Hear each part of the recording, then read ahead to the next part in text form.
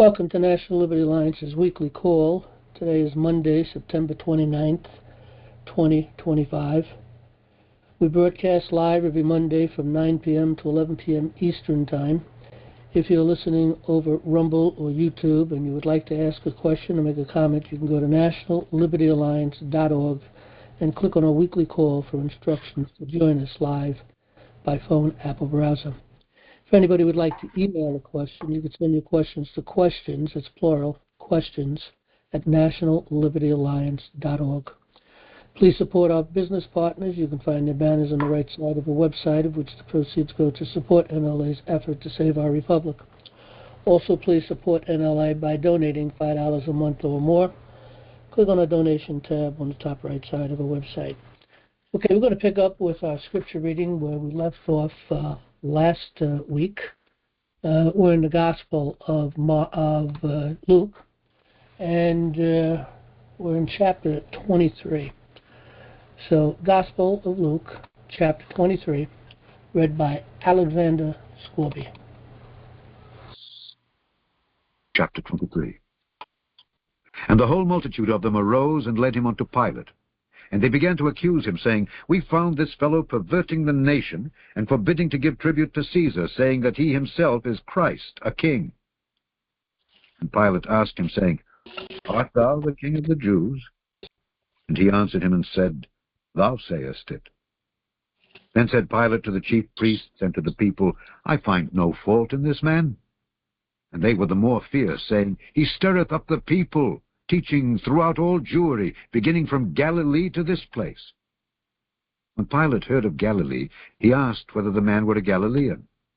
And as soon as he knew that he belonged unto Herod's jurisdiction, he sent him to Herod, who himself also was at Jerusalem at that time. And when Herod saw Jesus, he was exceeding glad, for he was desirous to see him of a long season, because he had heard many things of him, and he hoped to have seen some miracle done by him. Then he questioned with him in many words, but he answered him nothing. Stood and vehemently accused him. And Herod, with his men of war, set him at naught and mocked him, and arrayed him in a gorgeous robe, and sent him again to Pilate. And the same day Pilate and Herod were made friends together, for before they were at enmity between themselves. And Pilate, when he had called together the chief priests and the rulers and the people, said unto them, Ye have brought this man unto me as one that perverteth the people. And behold, I, having examined him before you, have found no fault in this man touching those things whereof ye accuse him. No, nor yet Herod, for I sent you to him. And lo, nothing worthy of death is done unto him. I will therefore chastise him and release him. For of necessity he must release one unto them at the feast. And they cried out all at once, saying, Away with this man, and release unto us Barabbas, who for a certain sedition made in the city, and for murder was cast into prison. Pilate therefore, willing to release Jesus, spake again to them. But they cried, saying, Crucify him, crucify him. And he said unto them the third time, Why, what evil hath he done? I have found no cause of death in him. I will therefore chastise him, and let him go. And they were instant with loud voices, requiring that he might be crucified. And the voices of them and of the chief priests prevailed. And Pilate gave sentence that it should be as they required. And he released unto them him that for sedition and murder was cast into prison, whom they had desired, but he delivered Jesus to their will. And as they led him away, they laid hold upon one Simon, a Cyrenian, coming out of the country, and on him they laid the cross, that he might bear it after Jesus. And there followed him a great company of people and of women, which also bewailed and lamented him. But Jesus, turning unto them, said, Daughters of Jerusalem, weep not for me, but weep for yourselves and for your children. For behold, the days are coming in the which they shall say, Blessed are the barren, and the wombs that never bare, and the paps which never gave suck. Then shall they begin to say to the mountains, Fall on us, and to the hills, Cover us. For if they do these things in a green tree, what shall be done in the dry?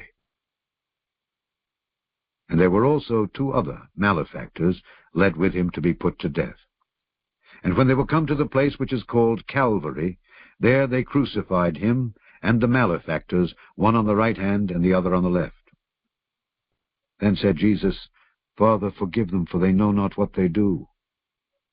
And they parted his raiment, and cast lots. And the people stood beholding. And the rulers also with them derided him, saying, He saved others, let him save himself, if he be Christ, the chosen of God.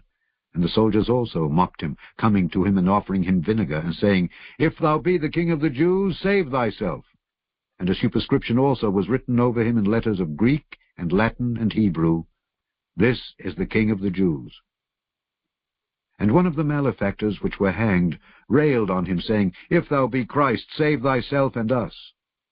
But the other answering rebuked him, saying, Dost not thou fear God, seeing thou art in the same condemnation? And we indeed justly, for we receive the due reward of our deeds, but this man hath done nothing amiss. And he said unto Jesus, Lord, remember me when thou comest into thy kingdom. And Jesus said unto him, Verily I say unto thee, today shalt thou be with me in paradise. And it was about the 6th hour, and there was a darkness over all the earth until the 9th hour. And the sun was darkened, and the veil of the temple was rent in the midst. And when Jesus had cried with a loud voice, he said, Father, into thy hands I commend my spirit. And having said thus, he gave up the ghost. Now when the centurion saw what was done, he glorified God, saying, Certainly this was a righteous man. And all the people that came together to that sight, beholding the things which were done, smote their breasts and returned. And all his acquaintance, and the women that followed him from Galilee, stood afar off, beholding these things. And behold, there was a man named Joseph, a counselor, and he was a good man and a just. The same had not consented to the counsel and deed of them. He was of Arimathea, a city of the Jews, who also himself waited for the kingdom of God. This man went unto Pilate, and begged the body of Jesus. And he took it down, and wrapped it in linen, and laid it in a sepulchre that was hewn in stone, wherein never man before was laid. And that day was the preparation, and the Sabbath drew on. And the women also, which came with him from Galilee, followed after, and beheld the sepulchre, and how his body was laid. And they returned, and prepared spices and ointments, and rested the Sabbath day according to the commandment. Okay, Terry, do we have any questions today? John, I can't get to the mail. I am watching my grandkids tonight, and I thought I had the passwords, and I got done with the kids and got ready, and I didn't have my passwords with me. All right, well, sorry about that. Okay, well, we'll pick up on that next week. Okay. Hopefully, we have people. Let me see, I think we opened the queue already. Yeah, we do have one person in the queue. Well, hopefully we get some people in the queue. We could take questions in the queue and have some conversation. So the queue is open for anybody who wants to get in. If you're on a phone, it's a *6 and a 1. And if you're on an Apple browser, it should be a button.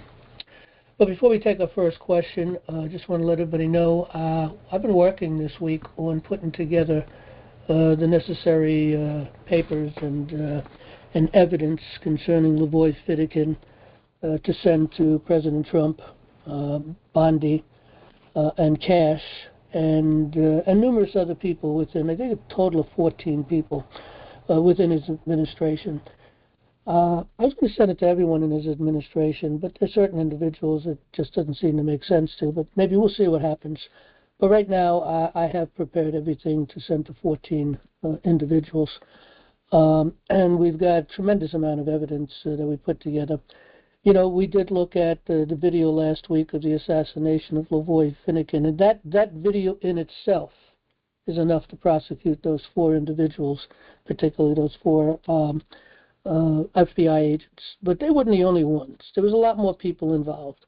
You know, there were 2 sheriffs. One sheriff was trying to protect Lavoie and understood, you know, that this was not a serious thing. And none of these people should have thought that it was anything serious, that Lavoie was a danger to anyone. He never pulled a weapon on anyone, although the FBI and the BLM I'm not too sure about the BLM, whether they're armed or not. I presume they are. But we do know that the FBI constantly were pointing weapons at individuals and threatening people. We have a tremendous amount of evidence. We also, there was 2 sessions that were held by Congress concerning the problem out west. And I think the first session was in 2013 and the second was in 2014. Lavoy Finnegan, I believe, was killed in 2016. But as far back as 13 and 14, there was a huge amount of evidence. Numerous people came up and spoke to Congress. And we put all that evidence together. We've got those 2 sessions. It's quite a bit of information concerning, the assault upon the ranchers out west. They were trying to get them off the land, and they were trying to starve them out in many different ways. But anyway, we've got lots of video concerning this. We've got lots of documentation. We have lots of affidavits. Just a tremendous amount of information, evidence. But it's not just those 4 individuals that shot him. It's other FBI agents along the roadway that shot at the car numerous times in order to force that car at high speed and chased them at high speed to force them into the dead man's curve, where then he went off the road and into a snowbank, and then they just started peppering him with bullets. Again, we saw all that, and different flash, I forget what they call it, flash something or other, and they were, numerous things. In any event, we did put all this together. I worked for quite some time during the week and on the weekend. I thought I'd be able to write the papers up by the weekend, during the weekend, but I haven't been able to. I did start putting some things together, but I haven't put it together. I was intending on reading it tonight and sending it out in the next couple of days. I still do intend on getting it out in the next few days, but I have to work on really putting this paper together. We have a great opportunity to bring up a lot of different issues to the President and to Bondi and also to Cash. And if anybody has any ideas or thoughts, I've got many of them that I do want to cover.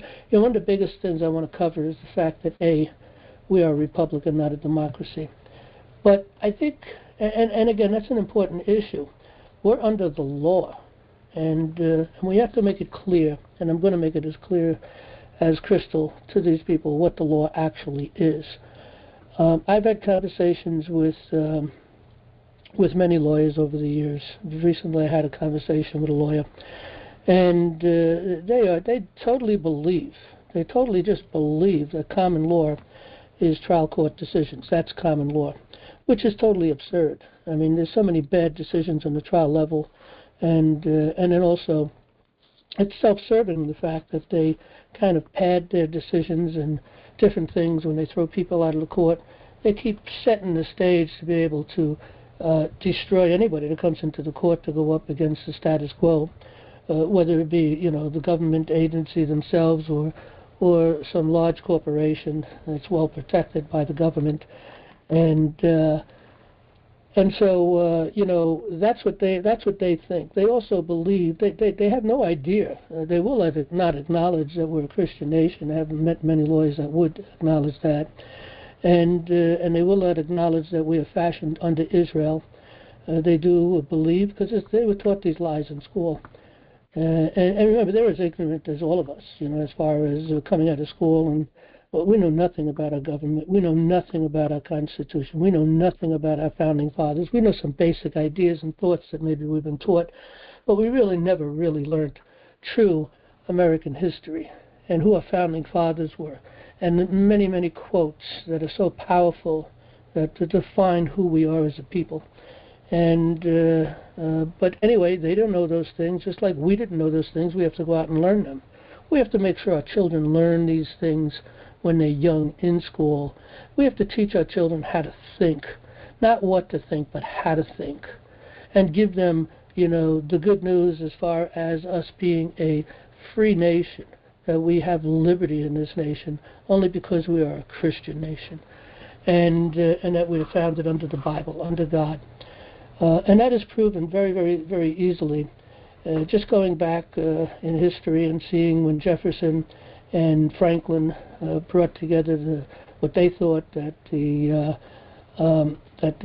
seal, the Great Seal, should be, the U.S. Seal. Jefferson and Franklin, one of them believed that the Great Seal should demonstrate Israel being liberated out of Egypt, and God putting a fire in between the Egyptians and Israel in order to protect them. And the other one, I'm not sure which was which, but anyway, the other one was the parting of the Red Sea, the description of Moses with his staff and departing the Red Sea and Israel going across that Red Sea. That in itself tells everything, in the sense that they wanted this to be the seal.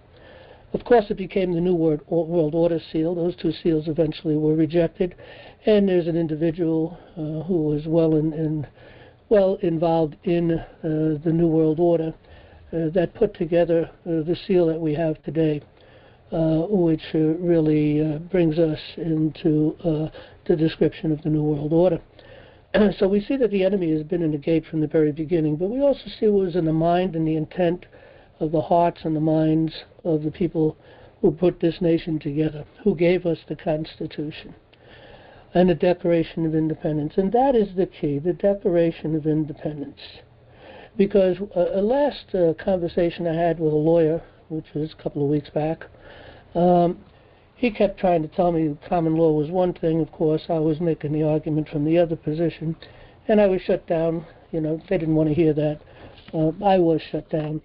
And but I realized, you know, after that conversation, we probably shouldn't even bring up that we're under the common law. We should bring up the fact that we're under the laws of nature and of nature's God, that we're under natural law. And that is the key. And that is an argument that they cannot argue against, because the Declaration of Independence, which is the foundation of the law of who we are as a people, the foundation of our founding documents, the first document, places us under the laws of nature and of nature's God, and to receive the blessings of liberty. So that was a desire, to be under God's law, in order that we would receive the blessings of liberty. And that was a covenant with God, and that's where it all begins. And that is also understood as common law. And common law as described in the colonies and in Britain as it was in 1776. And that is the key, because first of all, there are no trial court decisions that was ever even brought up. Those conclusions have never been brought up in any conversation that I have found in all the research that I have done, especially when it comes to common law. So how is it that is the case? Also, the Constitution, the United States Supreme Court, there's Supreme Court justices, especially back in the beginning, who made statements such as that the Constitution could not be understood outside of the common law. And if you go into Black's law and you go into Bouvier's law, go back into Blackstone, always you'll discover that the meaning of the word law, L-A-W, law, always, without fail, identifies with natural law. Anything else is called positive law, because every other law is man-made law. And it's referred to as positive law. It's referred to also as equity. And that is legislative law. And the word equity really is it really refers to that which is just and right. And of course, much of the I wouldn't say much of it. There's quite a bit. Let's say quite a bit legislative law that is not just and right. That is repugnant to the Constitution. That denies who we are as a people, and by what law we are under. But they will try to claim something different, but they cannot defend it. They cannot find it in history. They cannot find it in any of the law dictionaries. You can't find, and Blackstone again is a big focus on who we are, where we come from. And our founding fathers, their focus towards Israel, really particularly focusing in on the Christian nation, Christianity, but fashioned under Israel. And of course, Old Testament and New Testament, really I've heard it been said, let's see, how does it put? The New Testament is the Old Testament defined or explained. And there's a great truth to that, of course. We can come to a greater understanding much easier in the New Testament than we can in the Old Testament. But when we look into the Old Testament, it talks about Christ in the New Testament. All Scripture focuses in on that point. Christ and His coming, the first coming and the second coming. His judgment upon this world. His righteousness and His blessings and so on. So, anyway, it is important that we realize this. And this is really the biggest thing. I want to say this with the least amount of words as possible. We've already said some of these things to the President already through other, presentments that we've sent to him. We've sent a couple of them. And we've copied everyone within his administration. And we sent every one of them a copy of the book, Government by Consent. And so I'm going to try to say things particularly, focusing in on law and our courts and how destructive they are. The other thing is we have a serious problem is still within our government, and particularly in the FBI. The FBI cannot be trusted. There is a lot of bad actors in the FBI still that have powerful or powerful positions where they are sent out, and the management, I guess the management level, the hierarchy, and when information comes up to Cash, it really can't be trusted. I don't know if I think he has to realize this, but I'm kind of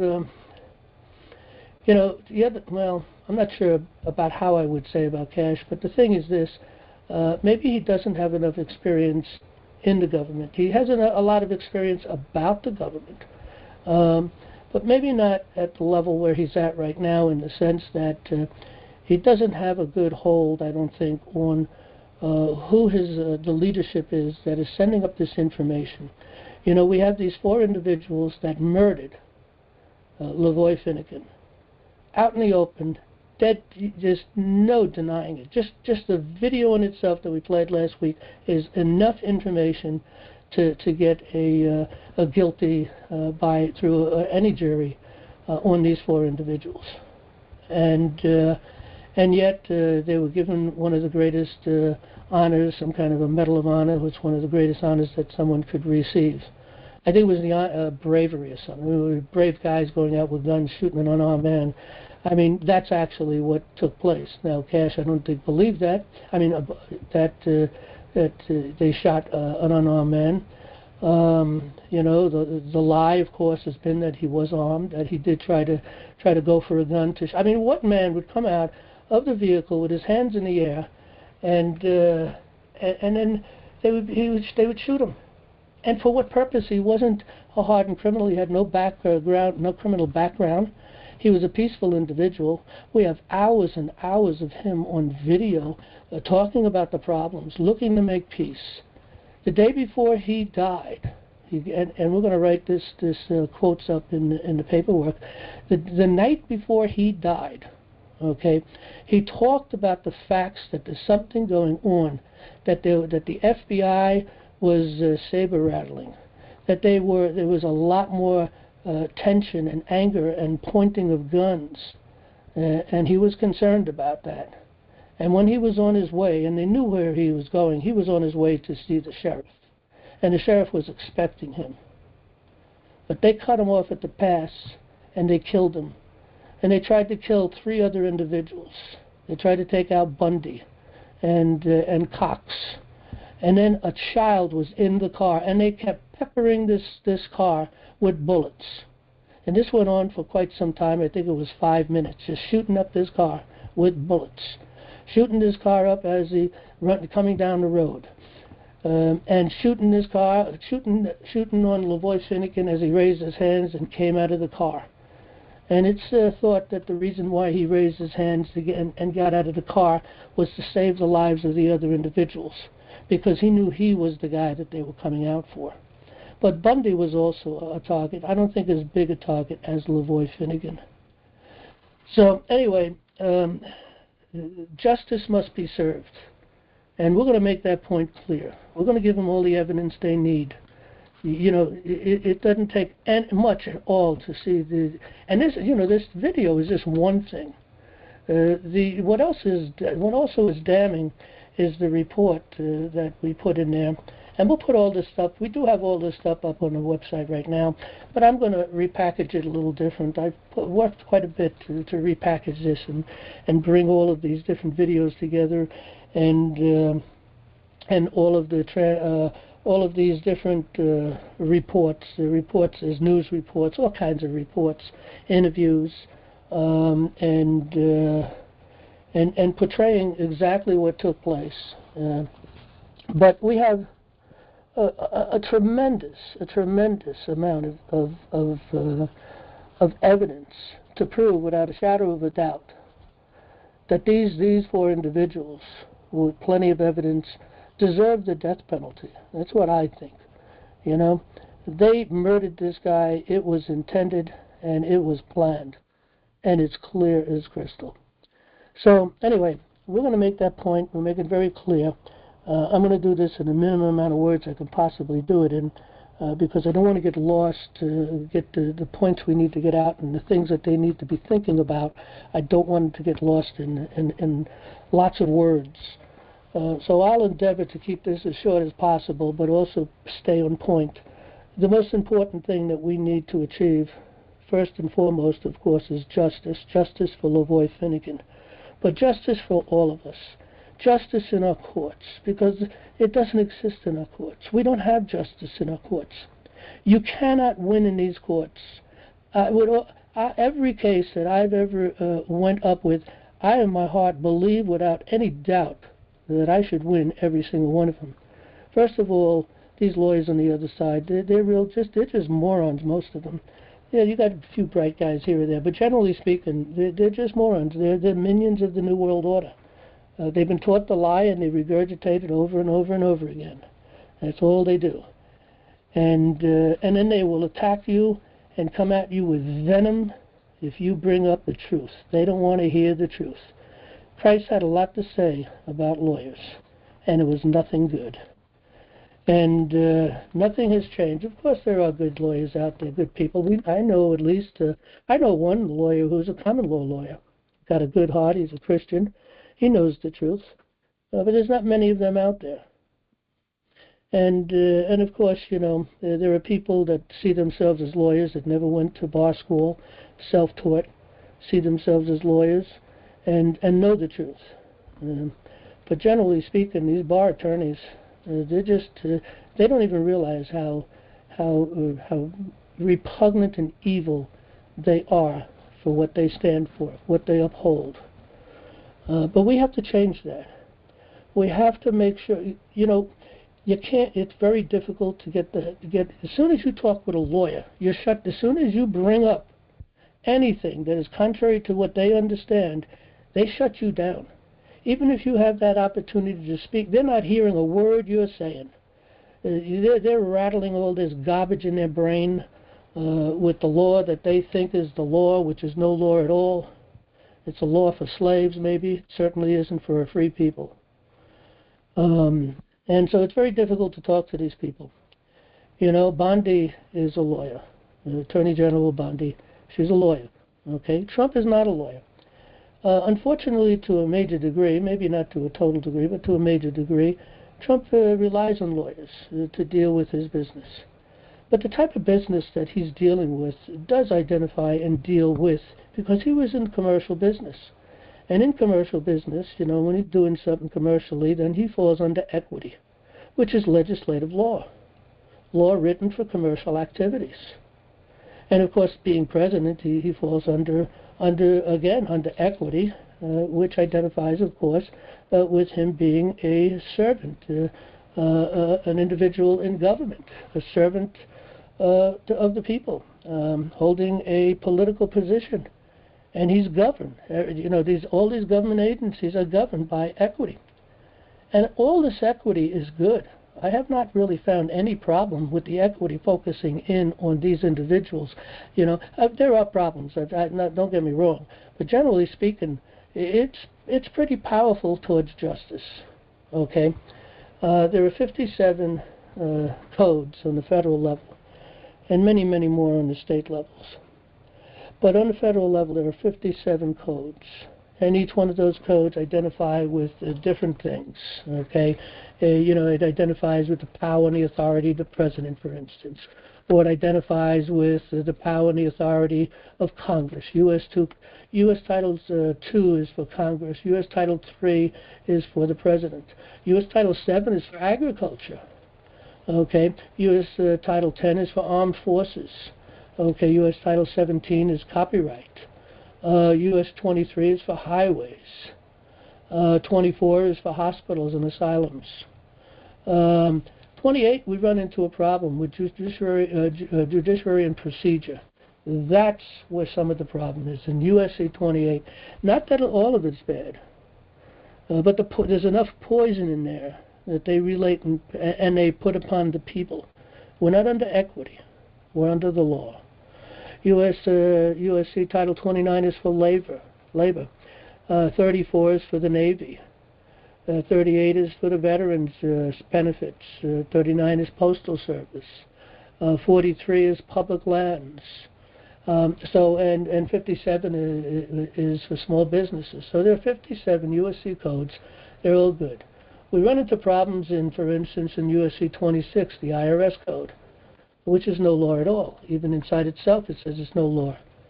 The lawyers, the judges on the federal level, they understand that, and they just ignore you when you bring it up. So USC 26 is a major problem.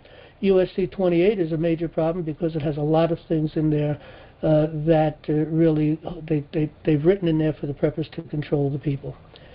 When an individual is brought under criminal charges that is falling under U.S. codes, then they automatically go into a court of law. They cannot be tried in a court of equity. Although they tried Trump in a court of equity, when you see a judge and there's no real jury, or they divide the jury, it's really pretty bad when they take a jury and they divide it up into pieces and say, you decide this, you decide that, and you decide the other things. We saw that happen in a trial with Trump. But once a criminal act is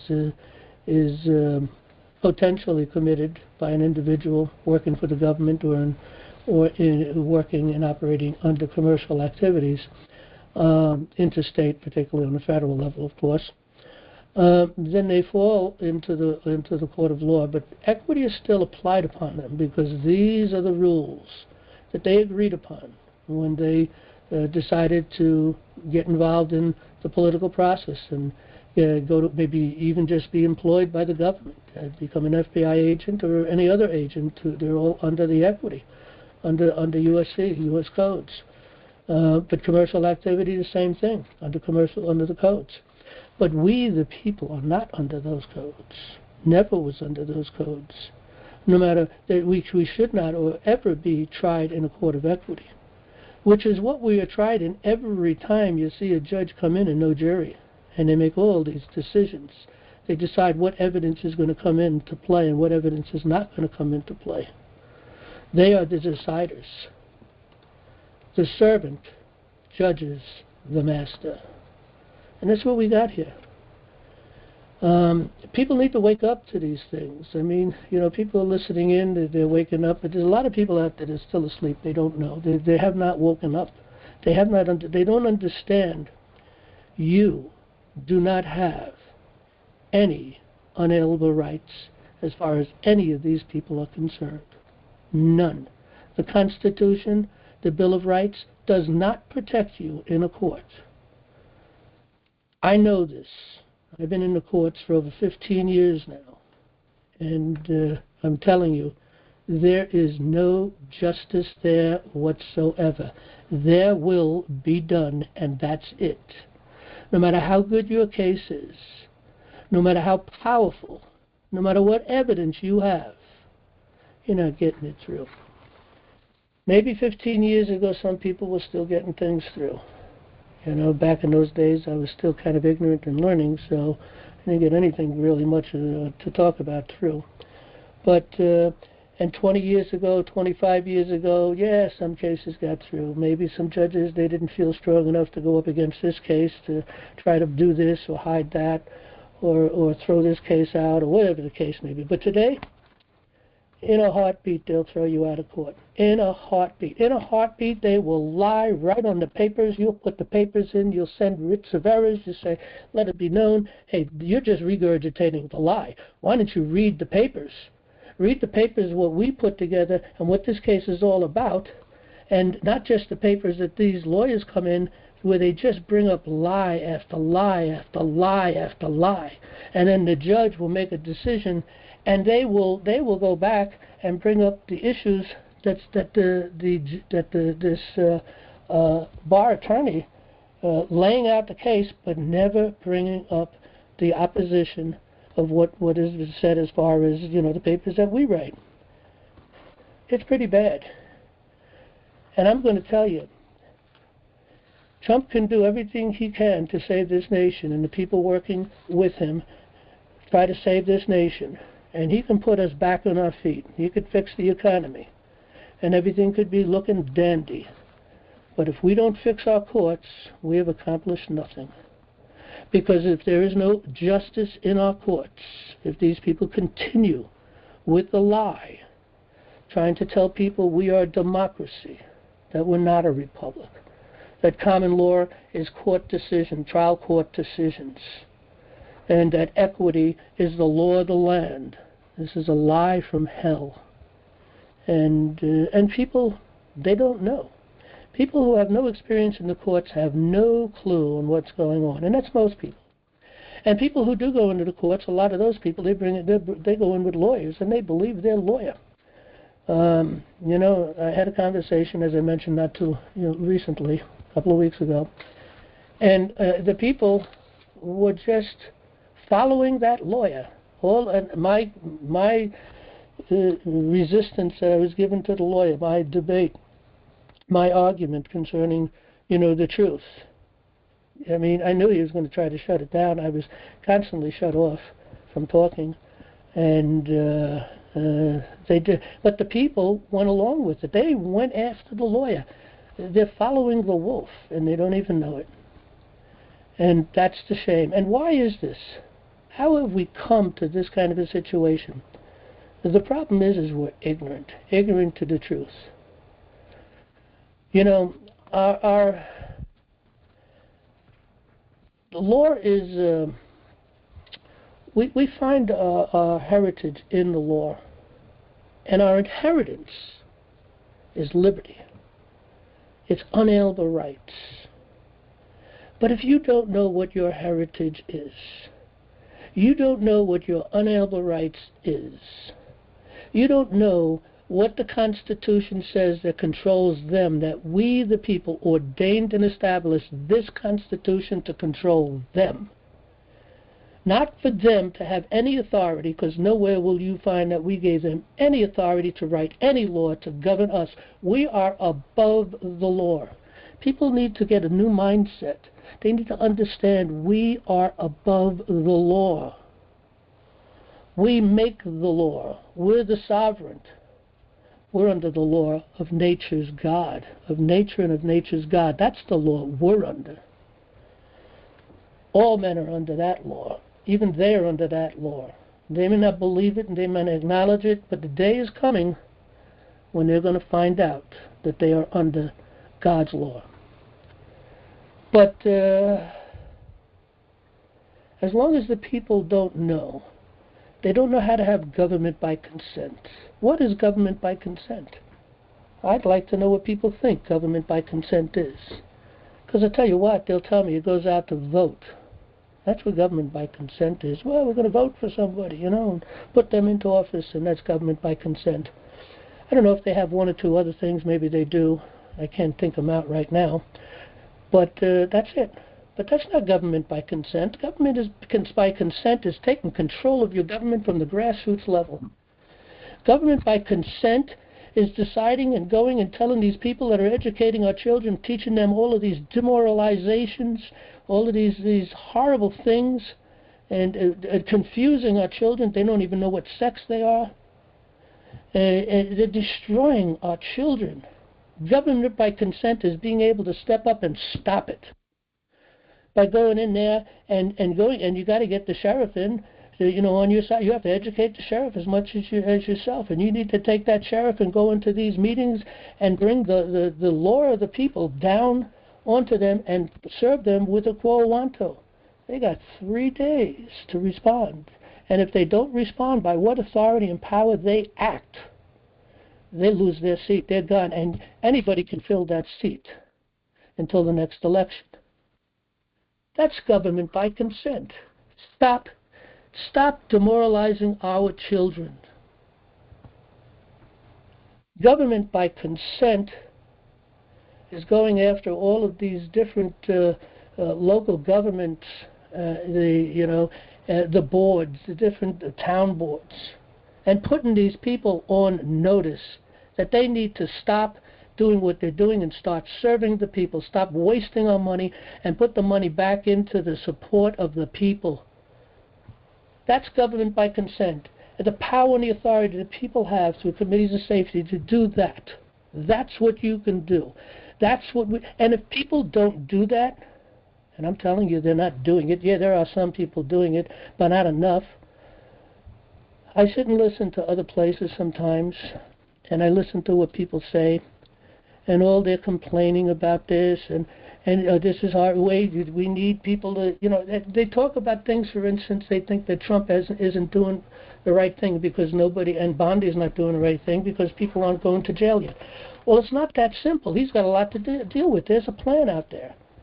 And unfortunately, because of ignorance, it takes time to be able to set the stage for the people to receive and digest and take on and realize, yes, you have to get the majority of the people to realize that what we're doing is the right thing, and that takes time. It's a re-education. He's been working at it for almost 9 years now. Actually, if you go to the year before, almost 10 years now. And only now is it ready. But even with that, justice moves slowly. You have to pull all your evidence together. You have to take it and then you have to take it and bring it before a grand jury. All that takes time. Okay? A lot of those things have been going on for quite some time, but it still takes time. So you got to get your grand jury to come in and give you an indictment. Remember, government has to go and beg the people for an indictment. Lay it at the feet of the people, and if people look at it, because they are the sovereign, and they decide yay or nay, we're going to give you that indictment, or take a hike, buddy. But the people are suckers, and because of their ignorance, they're just, pulled around by the wool of their eyes, over their eyes. They're just, led by like sheep. All too often they get indictments. A lot of indictments are built upon lies, too. And those people bringing in those lies and destroying lives, they're as guilty as anyone else. They should go to jail. But government by consent is getting involved. Government by consent is taking control of our courts, which is what common law requires. Not bar attorneys calling together your juries and orientating them. No, we the people must call together the juries. We the people must orientate them. And in order to orientate them, we have to be educated to be able to do that. We have to have the knowledge necessary to give them the knowledge that they receive. And if they don't receive that knowledge, that they don't know that they have the power of nullification, that any law that's brought up that is of equity, we can say no. We can say no, we don't like that. Even if it's lawful to apply that equity on an individual in a criminal case, we can still say no. In this case, it doesn't work. No. This particular statute is repugnant to the Constitution. No. And we can reject it. We the people as a trial jury, referred to and called a Petit jury. They get to decide everything. They get to decide the facts, they get to decide the law, and they get to decide the penalty. Although the only thing they'll allow them to decide is the facts. And in any case that's up against the status quo, they're not going to allow a lot of the facts to come in because they've written themselves rules and given themselves powers and authority to reject any evidence that they don't like. And they do it all day long. What do you think happened in the Bundy case and the Hammonds? You know, they brought in all this, they rejected all of this evidence. And by God's mercy, you know, especially in the Bundy case, by God's mercy here, the jury did see through what was going on. And they did find them not guilty. But how many people were threatened with 20 years in jail? We'll give you 5 or we'll give you 10. Just plead guilty because you're gonna hit 20. You may even get life. You know, and all those, and they're still in jail. Those people are still in jail. They're innocent. We can, with the evidence we have, we prove their innocence. So there's a lot of people in jail that's innocent that you know, Bundy needs to really take a look at and do something to get these people out of jail. These people that have been injured need to be restored. Lavoy Finnegan's widow needs to really be what would you call it? Well, get justice ultimately. Her husband's name needs to be cleared to begin with, but she needs to be restored. And no amount of money can really restore her, but that is how we restore people to the best. And she deserves that. And the deserves that.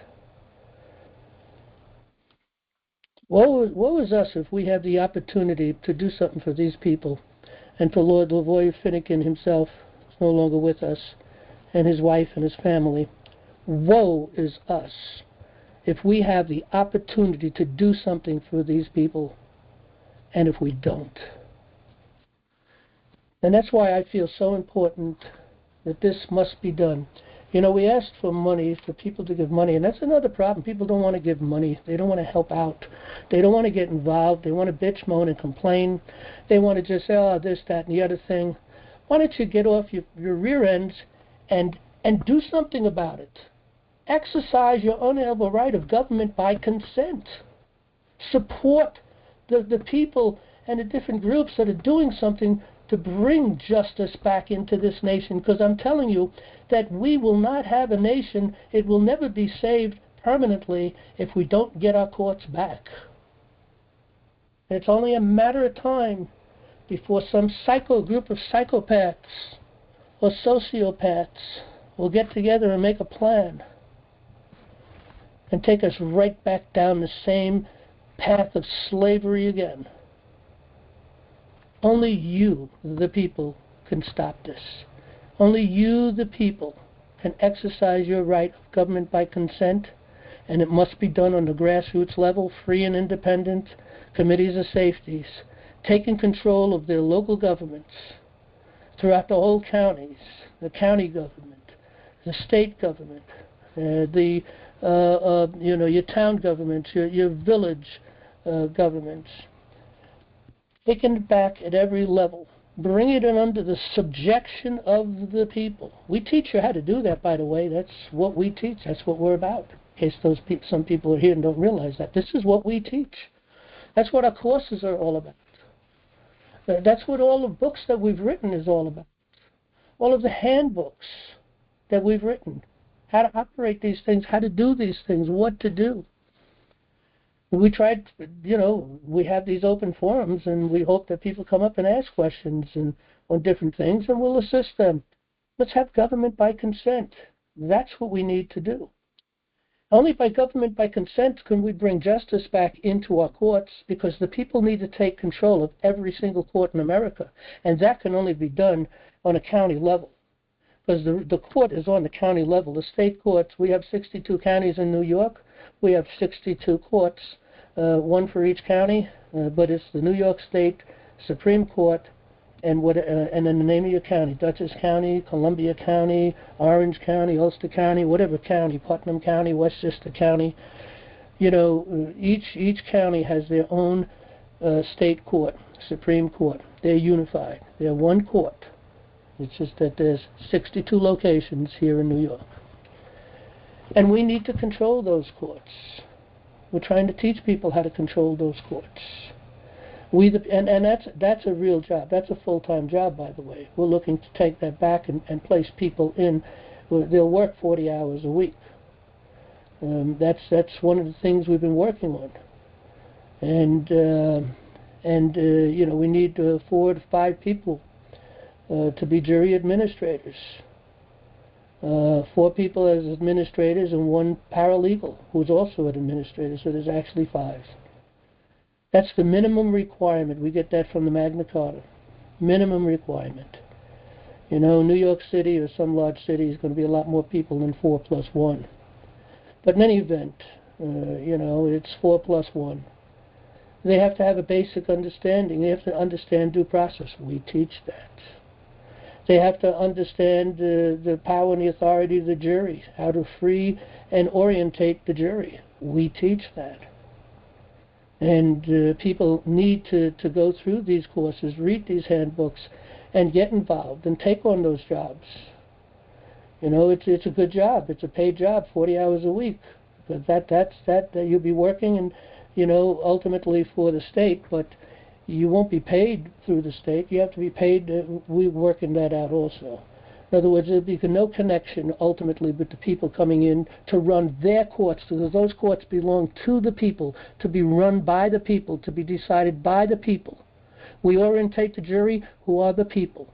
We bring them in, they make the decisions, they hear the case, and then they execute what they think is a right judgment. It's we the people, controlled by we the people. No judges are permitted in a court of law. How many people know that? That's a fact. No judge. The judge is the jury. That's the king's bench. They are to represent the will of God, the will of the king of the court. Remember, we're under the laws of nature, and of nature's God. Our courts belong to God. We have to rule from our hearts.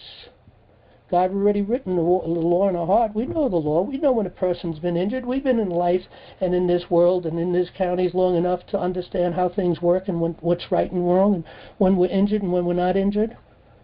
We know those things. We don't need a law, some government legislator to come tell us what the law is.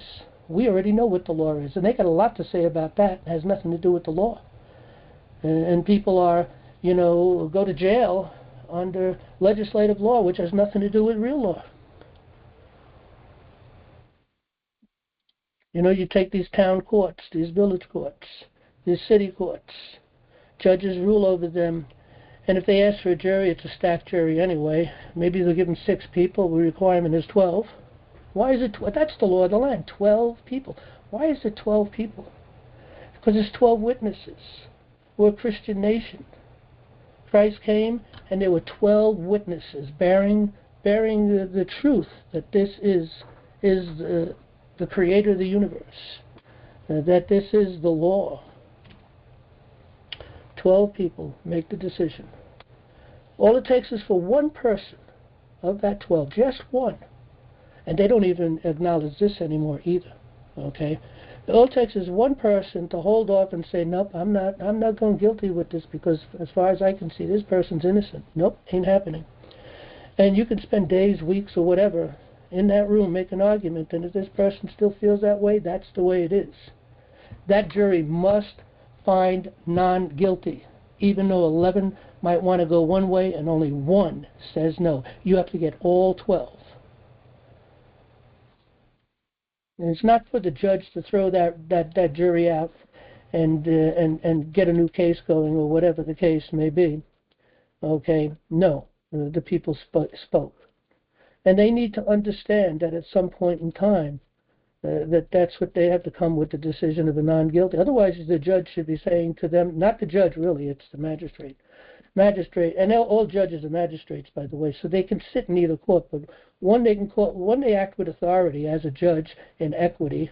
They interpret the law of equity upon individuals running in commercial activity or in some government agency. So they get to make that decision there as a judge, okay? But it's appealable. You can appeal it up the line. So their decision is not final. Eventually gets to, a 3-panel judge and then up to another. It could go to the Supreme Court, where there's 9. But when it comes to a court of law, the judge puts on his magistrate cap, and his only power and authority is to do the will of the king's bench, period. He can't say, no, this evidence can't come in. I don't like this evidence. No, you can't bring that up. Don't say this in my court. He can't do that. Because even if it doesn't even help the case, even if the person is deluded but wants to bring this evidence in and there's no evidence at all, well, it'll prove itself, so let it come in. That's the law. People have an unalienable right to defend themselves however they see fit.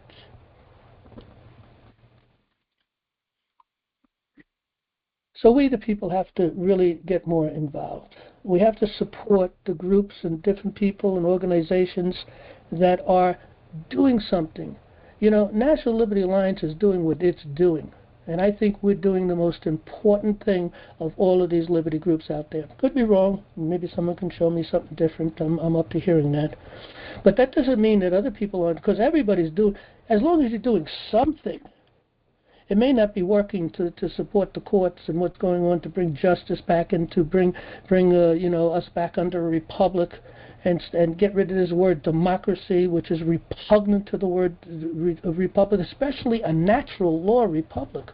We are the only natural law republic in the world, the only one.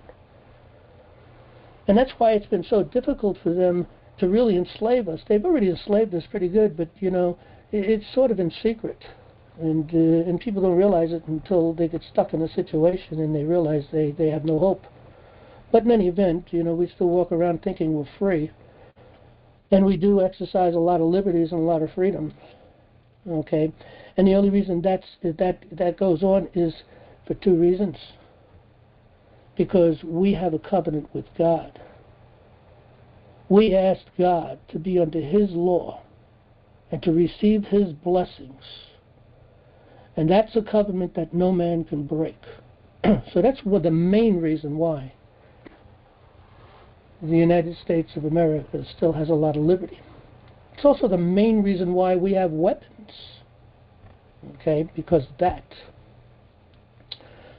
So that's the main reason we are free. But it takes the people to step up. You see, God's not going to put up with this too much longer. I'm convinced of that anyway. But, He's not going to put up with this anymore. At some point, He's just not going to permit slavery to His children. It's just not going to happen. I have 100% faith in that truth. So, as dark as it looked out there, and God really, remember the Bible tells us that He raises up powers and He brings powers down. So He brings up governments and He brings government down. Jesus said when he was being judged by Pilate, you have no authority over me unless it had been given you from above. And from that moment on, Pilate sought to free Jesus. But of course he couldn't, because Jesus came in for the purpose to pay for the penalty of His children, penalty of sin for His children. But in any event, that's why the United States will never be totally destroyed. We'll go right up to the end till Judgment Day. It'll be here until Judgment Day. It has become very, very close over the years. I know for me, I prepared for war for a long time. I've been preparing for war since the beginning of 2000. That's how long I've been preparing for war. Some people preparing longer than that, some people shorter than that. But in 2017, you know, when Trump came and went into office, I started to see the turnaround. But I was preparing for war up until that point.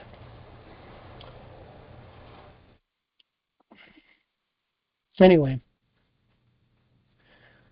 we the people need to get off our rear ends and get involved in our local community, create committees of safety, exercise our unalienable right of government by consent.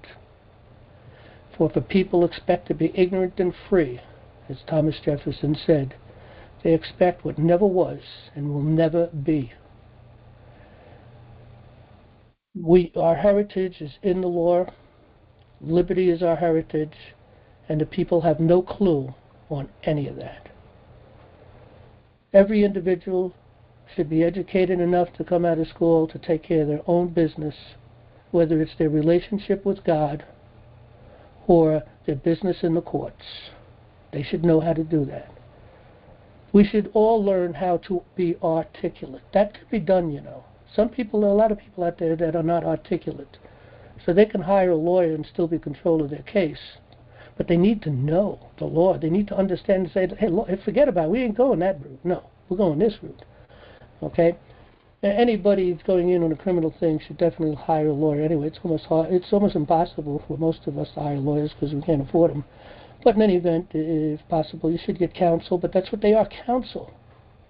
They don't get to run your case. You get to decide what's going to be said in that courtroom, what's not going to be said in that courtroom. But you're using them as counsel. You're getting their experience. You use that them for their experience. You know? But they want to give you a lawyer because they want to control everything. They want to shut you down because you're dumb. You're stupid. And we are. We are ignorant. We're ignorant to these things because we decided to be. Once we discover we're ignorant to those things and we continue in our ignorance, then we decided to be ignorant. And guess what? You don't deserve anything then. If the people don't get up, we don't deserve it. We don't deserve government by consent. We just don't deserve it. All right. Anyway, I guess I've gone on long enough. We do need some assistance. We are going forward with this. This is a great opportunity, I feel, for us right now. I'm working on these. I've been giving a lot of thought, making a lot of notes, bringing together all this evidence. You know, before you write, you have to bring the evidence together. You don't write and then go put the evidence together. You know, it's been a long time since I looked at that evidence. I've been reviewing that evidence, preparing this case to bring it in. It will go in this week. I don't see any way that it's not going to, because I'm pretty well organized with everything now, and I've got lots of notes, and now it's a time of focus to write.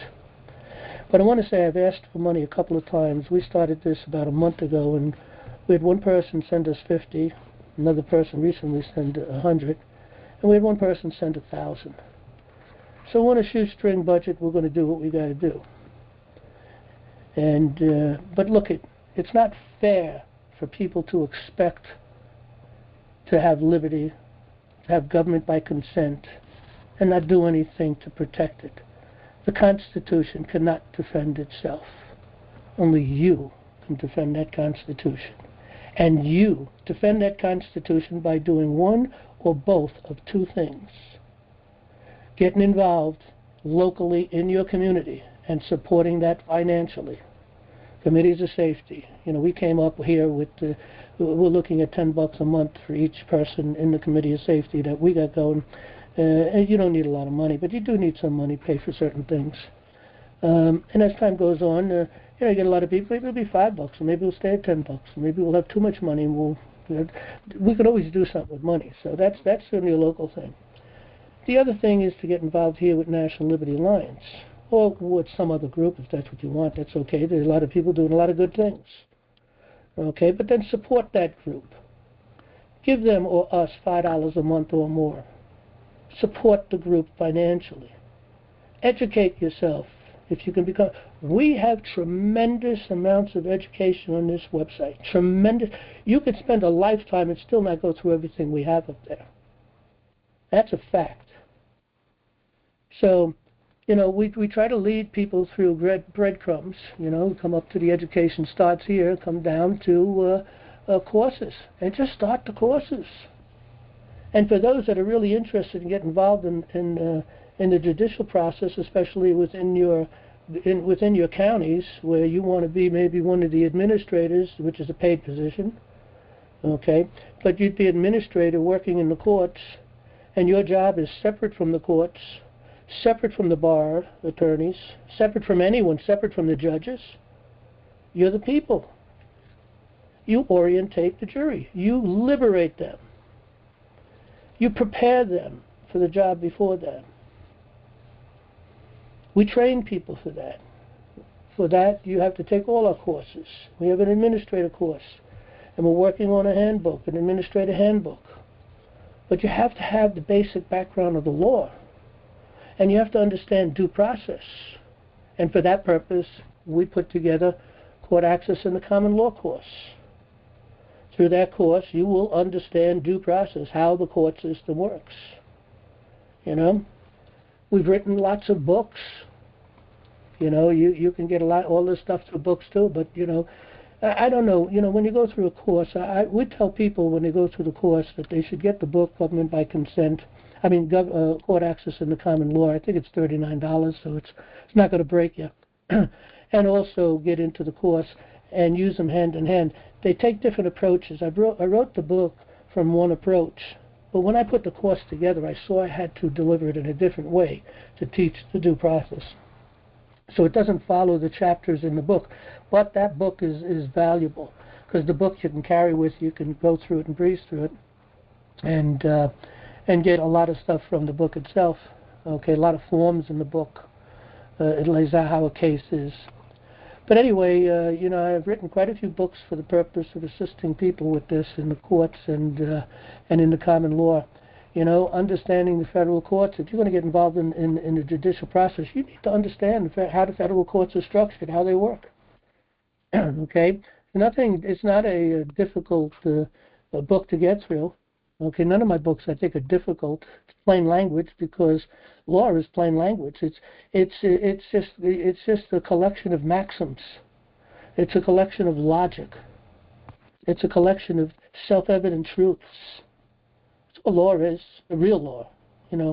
The equity law, that's a whole different story. It's just nonsense. Well, I wouldn't call it nonsense, but it could get lost. Okay.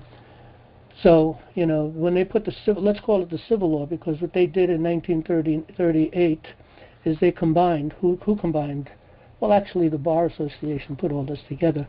But the United States Supreme Court, they decided to bring the rules, to act on the Rules Enabling Act, and to create the rules. And in those rules, they gave themselves certain powers and authorities. First of all, they got rid of common law. They got rid of the law of the land. And they claim to have combined law and equity, which is like putting water and oil together. It doesn't mix. Man's law does not mix with God's law. Okay, it just doesn't work together. So they've combined it and call it civil law. So they're applying statutes upon the people. So the book, Government, Court Access in the Common Law, okay, if you're going to study the law, you got to get that book. And you got to take the course. We give you a course that will cost $150,000, $250,000. It's as good as any course taught to any lawyer. Better than that, because we combine it with the common law. We combine due process with the common law, in opposed to equity, which is referred to as positive law. And there are two other books, and if you're going to really get into the understanding law and being able to take care of your own legal business, as far as getting in a court to defend yourself. Okay, we have the Common Law Handbook, and we have the Common Law Court Handbook. I would suggest both.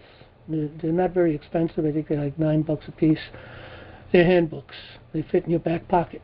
Okay, but I wouldn't even think of walking into a courtroom without having this book in my hand, Common Law Court Handbook, because it puts at your fingertips everything you need, all kinds of things you need, and you can find it very quickly, and and execute it in the court. The other one that everybody should get, in my opinion, is the Common Law Handbook. So it really focuses in, of course, on the common law, and it enlightens people in the law. And again, law is common sense with your eye on justice. It doesn't get any more difficult than that. But anyway, people need to get active. All right, anybody who wants to get into the queue, star 6 and the 1 if you're on a phone, and if you're on Apple browser, there should be a button there. We've got one person in the queue. We'll take our first person, see where we go. Anonymous, first name and your state. You got the mic.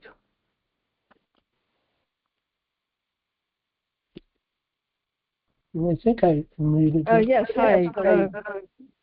Good evening. Hang on a second. Yep. Sorry, I recognize your voice, but what's your first name and your state? Yeah, my name is Elizabeth, and I'm in Arizona. Okay. So there's so many things I want to ask, but it'll happen in the right time. Things go. I mean, right now, first of all, person in the queue, so we'll see what we can do. Go ahead. Okay. Yes, thank you, sir. Just something I wanted to say about Lavoie's situation. You know, trying to reach like Pam Bondi and all that. I have a feeling she does know. She knows what's going on with the court transition. It has to be so, but it's not time. So, but you know, it's like this is not about ambition, you know, trying to beat the law. A lot of times the courts, I've seen it with a couple of cases that I've seen in the last year on television or on the internet, you know, live. And justice and truth are not really the prize. It's who wins. And I mean, there was a couple of quick cases I could talk about, but I don't want to take a lot of time. But you know, it's like there's really no concern about that truth is found out, and that, you know, and so, you know, I mean, Mr. Finnegan was ambushed, and when he was ambushed, we were ambushed, and it's cut into a lot of people's hearts, and this not being addressed and not having closure, it's like an infected wound, and it is something that needs to be addressed. And so I don't know, I also, you know, and it also tells us in the Bible that, you know, we're going to put Christ's enemies under his footstool, and it's going to be in God's time. And even the stuff I'm facing, I don't know if I will live to see this justice. I have to put it in God's hands and then continue to do it. And then things will come that I never even thought of. I know. I mean, this whole learning process with your teaching, it didn't just come out of the blue, because I've been looking for a long, long time to find a way to put my hands on this stuff. So, yeah, and having said that, I just wanted to bring up something else, and then I can give somebody else time. So a few years back, when Trump came into office, 2017, the internet started exploding with all kinds of things that none of us ever, that I had never seen or expected to see, like on a lot of the social media. Like there wasn't a whole lot then, it was just basically YouTube. And then there was Alex Jones and, people who were putting people in front of us who were telling the truth, and a lot of them ended up getting killed and all of that. And when I remember learning about the first time I heard, there were people on there doing they were beautiful people, and they were doing great journalism about, they're trying to uncover the pedophilia. That was a big one. And it just struck me really hard. And so I started feeling really filthy. I took it personally, very selfish, childlike, but it was like I didn't want anything to do with this. And so I did, I found some places on there, they're like, you're out in the sea like the man in the sea, and you need something like. So this piece of driftwood comes by, and I grabbed onto it, and I learned about this UCC stuff enough. And the thing is, they dangle these carrots, and they don't tell you the whole thing.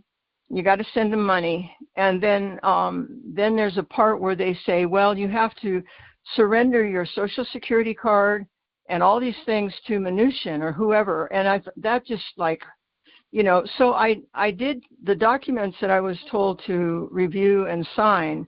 I just couldn't sign them. And it was a lot of anguish. I mean, it was like, I just wanted to, I felt so bad about what was going on. But I did rewrite them in terms of like, and I know that thing about I'm a woman walking on the land. Well, that was insightful to me because I never really realized that our country is not really in our hands the way we think.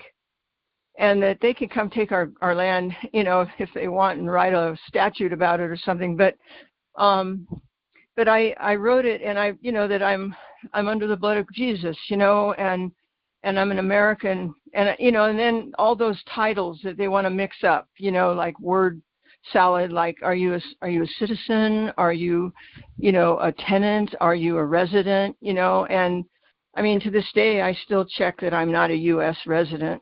Because I'm not, and I know that, but I still have to sometimes catch up to what these things mean. So these documents were, and I did file something with the UCC on the East Coast, but after every 5 years you have to renew it. So that was kind of weird, but I never got into doing any of the credit stuff, and but I thought it was something wrong about it, and I knew that. People had said, well, you are already that way. But there was nothing around that was reflecting that back to me. And I didn't see any hope. I mean, I've done things like, I find a magazine that says there's an article on common law. So I buy it and I look it up and the guy's number's there and I call him and I go, do you know anyone who is a common law lawyer? And he said, they don't exist. And then he started talking about this other stuff and I just hung up on him. It's like there's a lot of nets out there. So I'm just wondering if I need to make amends by doing another document and sending it where I recorded this stuff in a different county, because in California you can't record anything in the public record unless it involves real estate. That's wrong. I should be able to take a receipt from Chewy Foods and record it if I need to, And in fact, the woman looked at it and she kind of tossed it on the counter. She didn't throw it, but she said, we don't do those here. And so it was painful. It was like, okay, but it confirmed stuff, and so, I mean, I don't want anybody to, we have, it seems like, and we don't, because God's grace is with us and the Holy Spirit will give us our words when we need them. And I mean, and I'm not holy, although maybe I'd like to think that I'm redeemed, and it's by Christ I can have peace. And, I have a responsibility. But, I'm just wondering if maybe I should just record something at the same county office in another state that just, but I don't know if I need to do that or not, and just make amends to something, but I don't want to negate the things that I said. I didn't lie in the documents, It was a lot about my property, the individual things in my property and all this stuff. And, but, and then after that, and I'll just be brief, but after that, I was trying to find out, I had questions about this second half of it. And I got told how I was just being afraid and that I ought to just sign it and send it in, and fear. And this email was unbelievable. It was like obsessive fear. And finally one day I got a letter from this individual who threatened me with if I said anything about who this person was and what I, that I would be charged with, what was it, criminal, something. It was, and I looked it up, and it's against the law to do that. So, it was just insane. So I just got away from it, and I didn't do anything that I I didn't gain anything. I gave them information I had, yeah, but a lot of that has changed now, except my birth certificate. But I'm just don't want to. Maybe it needs to stand there and it needs to come up, and then I will know what to do at the time. But I'm just. Let me respond to some of that. Yeah, sure, dear. Thank you. More things, and we'll go from there. But look, they're just teaching you to surrender. Okay, I started out in that same place trying to figure things out. I used to listen to this law group. I used to go to the meetings every week, and it was online, and I used to listen to this group of people, and they claimed to be lawyers, but they were not, taught in law school or a bar taught. But they've been studying the law and so on and so forth. But after truth is self-evident. Truth is consistent, okay? And after a while, I started to see the inconsistencies. But I learned a lot of stuff, and they were right on a lot of stuff from what they said, because I researched it out. But how they go about these things, that's a whole different thing. They try to teach people, and look, it's a crime with these people. And a lot of this, I think some of these people don't realize what they're doing.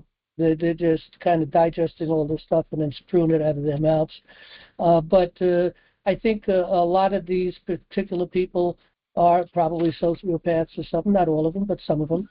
And so they're the ones that talk to you the way that they talk to you. I mean, they sound like sociopaths or psychopaths, So I mean, but really, what they don't even realize that they're surrendering, and they're trying to teach you to surrender. They truly believe, and I listen to these people, and they talk as if they're in court winning all these cases. I don't believe any of it. Not at all. None. Zero. And I know some people who executed some of this stuff and was found in contempt. Okay? But the thing is they try to teach you that you think that you're going to walk into a court, click your heels, and you're going to be transported into a court of justice. And it ain't going to happen. It's not going to happen. The judges, they're laughing at you on the back, behind your back, so to speak. They're laughing at you. They see you as crazy or a moron, okay? On a federal level, they understand what you're trying to say, but they still think you're crazy, okay? Because they do understand what you're talking about. They know that the fix is in. They're guilty of treason, all of them, in my opinion. All of these, even the state level. Look at the fact that they closed the doors of justice. You can't get into a court because they're the ones that prevent you from getting into a court of justice. They're the ones that work with all the other bar attorneys to stack the jury. Okay, they're the ones that prevent evidence from coming in. They're the ones that lift up the lie and press down the truth. I see it all the time. In every single case I'm involved with, I see it every single time. Many people may not realize it or see it, but I see it because I've been around it too long. I see what they're doing. I know what they're doing. And I've listened to one lawyer who taught they already know who's going to win the case. In the back room, it's already figured out. Let's play the game and play it out. Let's go make the money. Let's go, team, go. I mean, that's kind of what it's like. And it's really bad. And, look, we wrestle not against flesh and blood, but against spiritual principalities and spiritual wickedness in high places. And that's not only on the spiritual level in the churches. It's on the governmental level. Remember, the prince and power of the air is Satan himself. He won this world by reason of conquest in the garden. He lost it at the cross. God has loosened him and allowed him to continue because he's got a plan to the end. Okay? But nevertheless, he can no longer get into the heart of the believer. Pre-cross, he was able to get into the heart of the believer. Remember when Christ said to Peter, when he said, no, we're not going to allow you to be killed or crucified in Jerusalem, and he's talking about a sword and whatever, and the Lord said to him, get behind me, Satan. Satan was inside Peter. Peter was one of the disciples. That can't happen no more. You see, Satan can't get inside the believer, in the heart of a believer once, because Christ went to the cross. He defeated him. But nevertheless, he's still in the churches. He's still out in the world. He's still running this world. This world is run by Satan ultimately. The New World Order, they worship Satan. They're the ones that run this world. They've been running this world for over 2,000 years. A lot longer than 2,000 years. We're just looking at the New Testament side of things. Yeah. But, so we wrestle not against flesh and blood, but against principalities and spiritual wickedness in the high places, But I believe these people have surrendered. And they teach a nonsense that can't win anything, You have to go into court, stand on the truth, hold it up, do the best you can. And, and I continue to do this because I do believe, when we get courts of justice, we can resurrect a lot of these cases. Yeah. But we have to get courts of justice back first, and that's work. That's time. That takes people to work together to do something, and everybody needs to do their part. But woe is them if they don't. When you have the opportunity, remember, if you have the opportunity to do good and you don't do it, then you're guilty of the evil yourself. And a lot of knowledge can get very depressing after a while because the more knowledge you have, the more work you have to do. Because it's required of you, okay? And Christ even spoke about this, He spoke about the one that got the 1 penny and the other one that got 10 pennies, okay? And the others in between, And the one that got the 1 penny, he went and buried it. And he chastised them for it. You had that 1 penny, you should have put it out there. You didn't do it, okay? Now that's focusing in on, Christianity and the things we need to do, and so on and so forth. But it also relates to the world. We have a duty. If we have a duty, to assist people that are being assaulted, I know that could be fearful, but nevertheless, we have a duty to do something to help. Look at that woman that was killed on the train. My goodness, Yeah. And there are times when I remember down in Manhattan. I was walking and someone fell in the street and people kept just walking over, and I started to head that way, and if someone else came over and 2 or 3 other people did come over, but generally people just walking by and continued on. Okay, Yeah. This elderly individual fell on their face coming off the gutter into the gutter off of the sidewalk, Yeah. and but look at, we're going to be held liable for these things. It's so like the proverbial blind eye, and people don't want to take responsibility. I mean, I've been in that place. A lawyer will take care of it, the lawyer will, and you can't get it anyway. But yeah, people turn a blind eye when somebody's in trouble. Mm-hmm, absolutely. Yeah. And woe to them that offend those young ones, okay? Yeah, and that's what they're doing in the schools.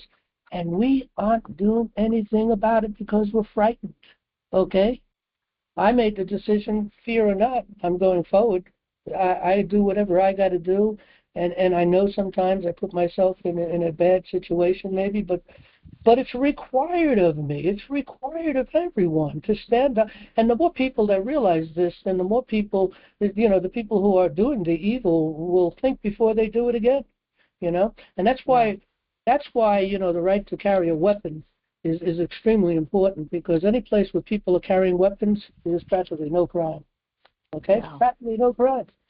Yeah. So it's all these places where you can't carry a weapon, like these cities, and look at all the evil that's going on, So, Right. Anyway, what else you got? Well, that was the basic of it. I don't. There might be somebody else wanting to talk. I've started the course, and I sit here and you talk about puzzling, and I think that means you're processing it and Right. and struggling with it, and I kind of break out in a sweat sometimes because I can see where I've got to grab that by the ears and look at it, because there's something there that I don't have all the information on, because when I am able to see it better, the fear goes away. And it still goes back to God. God is like all powerful. I mean, He created this whole universe. And I mean, I sit here and I look at the stars. It's like, so I'm just in the beginning stages, and I'm struggling with equity and law, because I don't know if it's right for corporations to continue to exist in our country, because they seem to have their own little. If we agree And well, they can agree on bad things too. And it's like, so, I mean, the common law, from what I've seen, that you can also have contracts inside common law. And so I don't know if well, there's nothing wrong with the corporation, and the problem is they've become part of the elitists, especially the big corporations, and they're protected because first of all, they control the judges and they control a lot of the legislators and a lot of people within government, and unfortunately, a lot of these people are corrupt. Okay.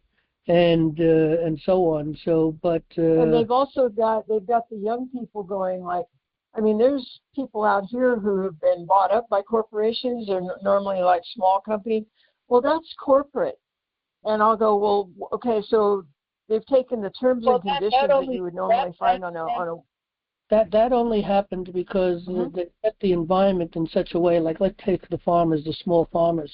The environment was set up such a way that they couldn't survive, so they ended up selling or giving up their land because they couldn't to the big corporations who came in. That's all evil, of course.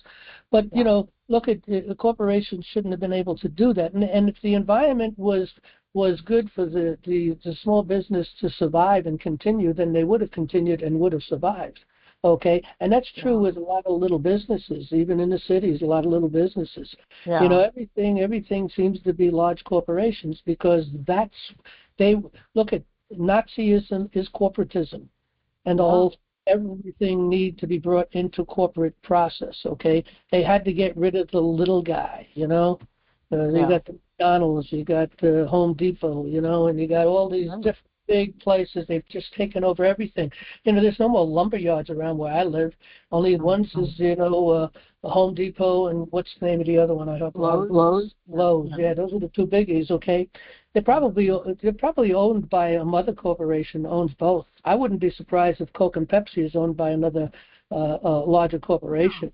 Because you want to put the opposition out there, and the people think they have a choice, and they try to do that with everything. But I remember, I was a general contractor, and I was a builder, and used to go to lumber yards all the time. There was plenty of lumber yards around. And as time went on, before I knew it, last 10 years or 15 years in business, they all but disappeared. One particular lumber yard had like 4 or 5 different locations throughout the county, and I used to always go to that one. They were, family-owned business, and so they had lumber yards all throughout the county, and one by one they shut down. And they're barely surviving. There's one left. They may even be gone now. It's been a while, so. But they were owned by a thread because they can't compete. They can't defend themselves against these boys. You fell away from the mic? You fell away from the mic or something. I couldn't hear that. Is this better? Is this better? Absolutely. They couldn't defend themselves against some pressure. It's like a mob coming in, and or maybe they're having a rough time because of whatever, and so they'll just pay them a lot of money, but it's nothing to them. And then, I mean, they've taken them away, and and maybe God's taken them away to some degree because we don't, like you said, my grandparents, my mother didn't know about this. I mean, I was born in 1955. It's like, and the other thing is that television has just done a real number on all of us. And, we could talk about that all night, but I'm just saying that, our belief systems have been eroded where we don't think there's anything real out there anymore. And, and then it's only when somebody like me who gets in a situation, this has happened to me a couple times in my life where I've had nowhere to turn. And, death starts to look like a step up, and it's like, God help me, and then something changes. And, but Did you say death looks like a step up? Yeah, when people are in a real hardship and it's hopeless, Well, I do agree with that. Death is definitely a step up for those of us who know the Lord, So. Yeah. Well, something has to die, but it's not us. It's this, Yeah. He tells us to hasten and looking towards the day, you know. Yeah, of course. And anybody that is a Christian at some point in time, is if you continue to grow in that Christianity, in that in the Bible, okay, you will eventually get to the point that you're desiring the end. I mean, I'm desiring the end, but meanwhile, I have work to do, and right. you know, so we do it. Right. So it's God's will, and God has something I have to learn here, and so you know, I'm just doing what I can, but I didn't ask for this, you know, and it's a daily thing for me. So I really appreciate your website is amazing, and I hope it's backed up, because they're talking about interrupting the internet at some point. I mean, I'm sure you have all of your documents and videos and everything backed up, because it's a very beautiful website. Yeah, pretty much. As a matter of fact, hold on a minute. Terry, how are we doing on backing up? Are you near the mic? You know, Terry backs up us. Yeah, I back up every night. I have several backups going back a few weeks, months, and years. Yeah, so we're pretty good with that. So if they destroy us, and we also put them into the EMP bags. So if we had an EMP or something, you know. Right. We're protected. You know, I tried to talk with our guy that we get the service from. It's his server, you know, we operate the server. And they didn't seem to understand what we were talking about. Right, they don't. They have to have a copy to an EMP bag or something, because if we get hit with something bad, there's no recovering it. Yeah. No, I've got 5 hard drives, all dedicated to backup, and 3 of them are in EMP bags. Yeah. Well, that sounds good. So you could just reload the whole website, you know, or do it however, whatever the format will be. And I don't want to lose my books and everything that I've, you know. Oh, no. Yeah. All of the written stuff on the website and everything, you know, I got all that on my computer. Yeah. But we back it up, and we're very careful and protected. So. Right, and and you have an address, so you know, if the internet did go down for a while, I could still write to you and somehow you know, reach you.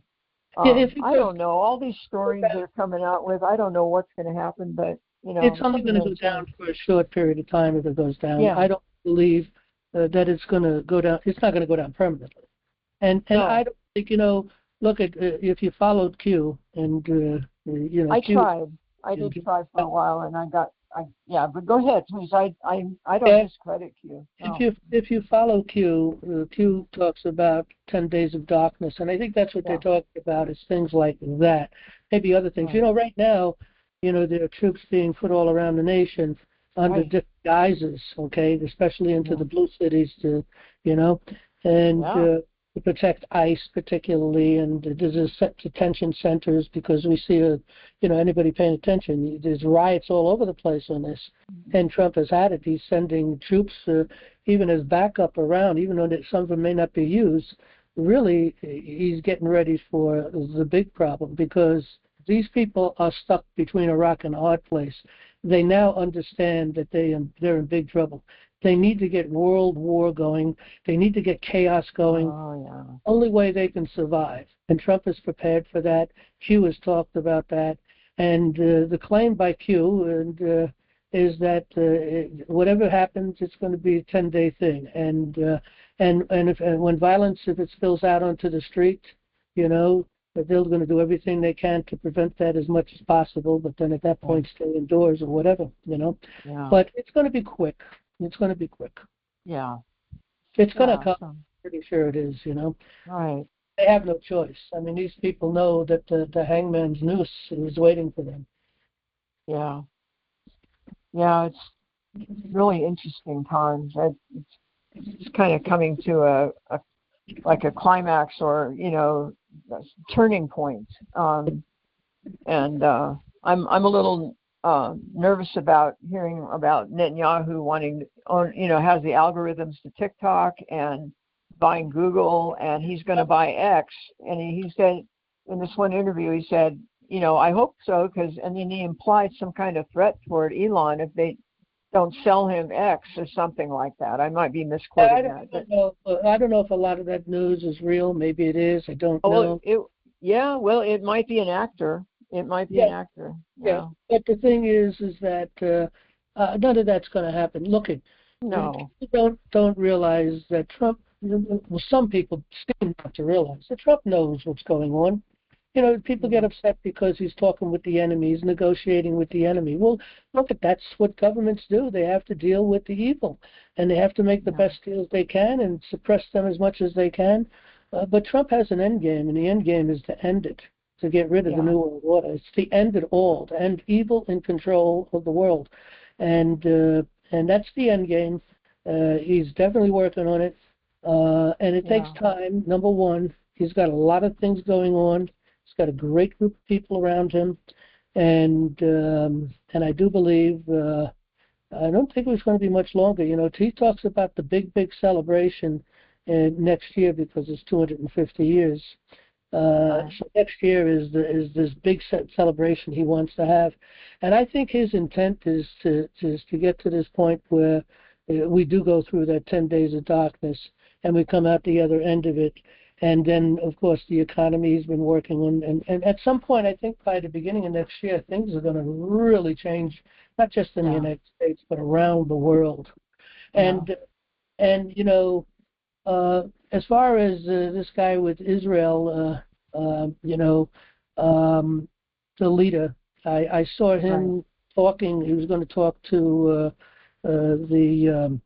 goodness, where Trump was. What is it, down in New York City? The UN? The UN, yes. He was talking to the UN, and just about almost everybody just got up and left. Okay? So obviously there's something evil about this guy. There's a truth out there that there is something evil about this guy. Yeah. And Israel and Britain or England, they have really been the big thorns in the side of the United States. Okay, a lot of people don't realize that though, and they may think you know that you know you're anti-Jewish or whatever, and that's not the case. No. It's not the people that's the problem. It's the people. It's the leadership that took control of the government and executing the evil. That's the problem. Yeah. And then they work the news and everything to cover it up and make things look good when it's really just nothing but evil. I mean, look at the United States.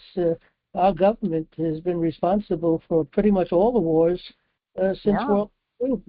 All around the world. Yeah. And I didn't understand that when I was a youngster. I didn't understand that. You know, the hippie movement came out and we were up against corporations. They had route. You know, it was like, well, I didn't get it. I couldn't put it together. But I could see now, especially since I recognized a couple of years ago that our military was infiltrated. And that they were sending the people who did a lot of this work were rogue. I mean, and if a real patriot American would not want to go to another country and ravage it and tear it up, you know, or whatever. I mean, but you know, a lot of the young men thought that they were doing the right thing because they were told, they were lied to, you know. So it's really terrible, and it's just. You ever hear of the Holy Alliance? I'm sorry? The Holy Alliance. I have no knowledge of it. It was like 1778 or something. After the colonial war was over, and we had won, you know, kind of wobbly, but we had won from the king. The whole group of people, they formed, I think it was in Verona, but all of these heads of state came together and they decided that they could not stand the fact that there was this young nation in the West that was free and that could, you know, worship the way they wanted. They were threatened by this country, and that they agreed they were going to do everything they could to obliterate that.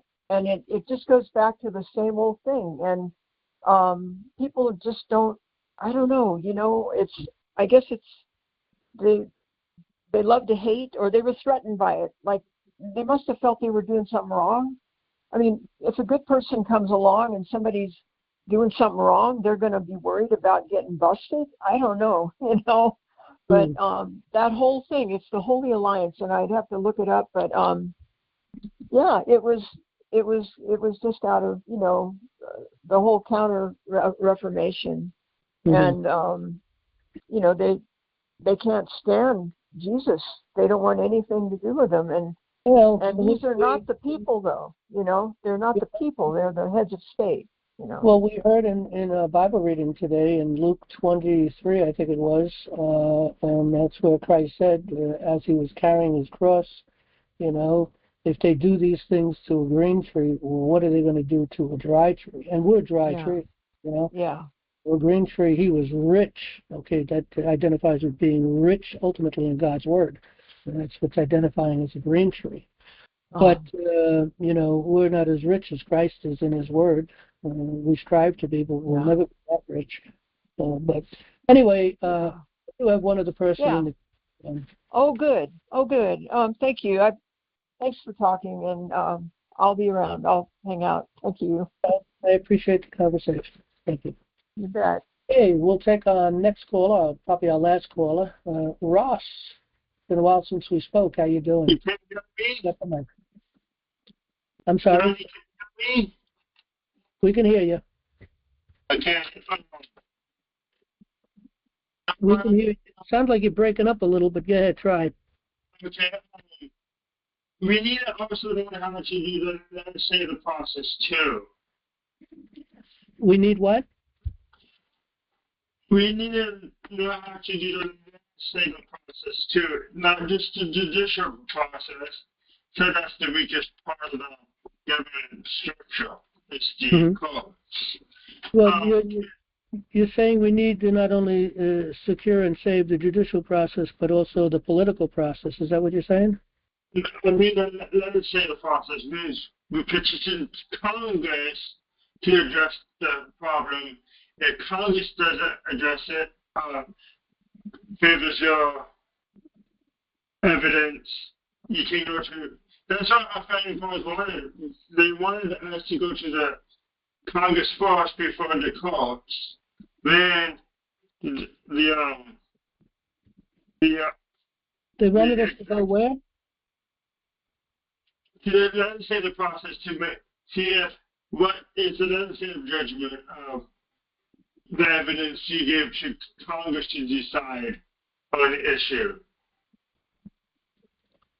You said something about Congress deciding the issues, but I'm not sure what. I mean, like if you present a petition to Congress to address the problem, is Congress is the one who writes the law, they should also address the problem as well. Yeah, well, putting a petition to Congress, usually, it does become problematic, especially, I think, the last 10 years or so. But there was a time, I'll tell you what, the papers that we have on the hearing, let me just real quick open this up. Let's see. I think this is it here. Okay. Oh, wait, let me go back up. Printed material, this is it. Okay. Transcripts. Okay. Nope, that's not it. Hang on a second. I thought that was it. I guess I didn't put it in here yet.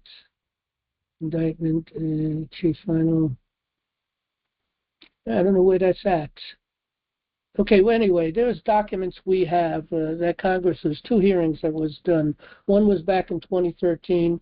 The other one was back in 2014. And I mentioned this earlier this evening, that those two documents were addressing the problems with the ranchers out west, and that the land was being stolen, the cattle was being killed and burned.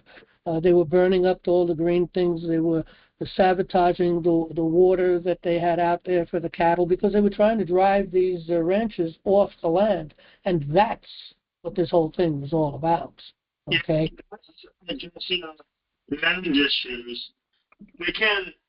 Congress can address other types of issues too, not just the land. Oh, yeah. But anyway, in this particular case, they did a good job, and this is it here. It's two sessions that they had, and the recording was 202 pages altogether. And basically the discussion was threats, intimidation, and bullying by federal land managing agencies. So the land management agencies, this was an oversight hearing they had, and they had the witnesses coming in from out west talking about all these problems. They also put in reports, so there's quite a bit of information here. But they did address and they unveiled the fact that this problem was going on, and what is it? I think it's called the BLM, if I remember. Okay, Bureau of Land Management, and that's what was causing all the problems out there. And the FBI was supporting them, with the intimidation coming out. But they were setting fires on these lands, destroying the grazing areas, the grass for the cattle to graze off of, destroying and sabotaging the water towers that they had that would fill up the water areas for the cattle. And they were doing all kinds of evil. They were literally burning places and burning the cows to death. These were evil people. These people need to be punished. These people need to come to justice. And that's one of the things we're trying to really accomplish, of course, with what we're doing here with this presentment to the president and to Bondi, and also to Cash and many others to really get this thing going. And I think we have a good opportunity. I think this is the one that's going to kind of really wake them up, I hope. So we'll see what happens. That means Huh? I guess address the problem of slavery, but also You keep going in and out on your mic a little bit. I don't know if you're moving around, but go ahead, try it again. You can't hear me? I can hear you, but you seem to be moving around or something because there's like syllables I'm not getting. But go ahead, try it again. I say, now, if Congress should address the land problem, do the investigation, now it's the administrative process needed to be addressing it too. Well, Congress is supposed to really investigate and come to solutions, and unfortunately these days they don't seem to be doing that at all. Anytime I watch these things when Congress, all they do is they get up there and give speeches against the person who's coming up to bring the information. They're asking questions to give them information. All they do is assaulting these people. I mean, not all of them, but generally a lot of them, particularly Democrats, of course, and the Republicans try to, kind of get out the information, but they don't seem to be interested in solving the problems. And they can't solve the problems because they're trying to destroy the nation. That's the problem. Yes. That's the only thing is the problem is they don't want to do the duty as the elected official. They want to do politics instead of the political process. Yeah, the politics is the problem. The political process is the one thing, but the politics is the problem. You see, there's really nothing for them to talk about as far as what they do talk about anyway, They need to be talking about, what we gave them the authority to talk about and to fix any problems that may come up there, instead of coming up with all these political arguments and money for this and supporting that and, changing the First and the Second Amendment, suppressing free speech or the right to have a weapon. I mean, they have no business discussing these things at all. We, the people, already ordained and established these things. There's nothing for them to talk about. Shut up. Don't talk about it no more. Because this is what we, the people, put together. This is what we know is right. And just leave our rights alone. Talk about what you need to be talking about. Legislators should go in and see what their powers and authorities are. There's 18 powers. We've laid them out very clearly in Article 1, And the courts, they make their own law up too. They legislate right from the bench. And it's a problem. It's a major problem. So, Yeah. and that's the politics. Look at people need to get involved in the political process without the politics. Forget about that. We got to shut them down. When you get enough people together and they start saying this, wait a second, stop, you don't have the power. By what authority do you think you have? Where is your authority coming from? You give them a writ quo wanto, okay? You file it, you have it served by the sheriff, and you file it in the courts. And in 3 days, if they don't respond, or give good reason why they should have more time to respond, I think up to 20 days is the maximum, okay? They don't respond, they surrender their seat. By what authority do you think you have to demoralize our children? By what authority do you think you have to do this or to do that, or to try to, take away our right to have a weapon? History recalls and shows that any nation or any country or government that has disarmed the people has committed millions of murders within their own nations, their own countries. And we did a paper on this, and it's really alarming on how many nations have disarmed their people and how many of their people that they have killed, millions and millions and millions of people just in the 20th century alone. Okay, and they've been trying to do this in America too. And again, like I said, there's only two reasons why. Okay, one is the fact that we have a covenant with God. And God's only going to allow so much. But the other thing is that Constitution, the Declaration of Independence, which is the foundation of law, okay? The Constitution, which is the law, and the Bill of Rights, which is the capstone, which liberates us. And everything... It's almost time. I missed that. What? Oh, it's almost 8 o'clock. John? I'm sorry. It's almost 8 o'clock. Oh, yeah. Yeah, we only got one more minute. Matter of fact, we just lost a minute. So, all right. Well, it was good talking to you, Ross. And hopefully we'll see you next week, too. So we're going to end our program for the night. Lord willing, everybody be back. Good night, everybody. And let's get involved. Let's do the right thing. Good night.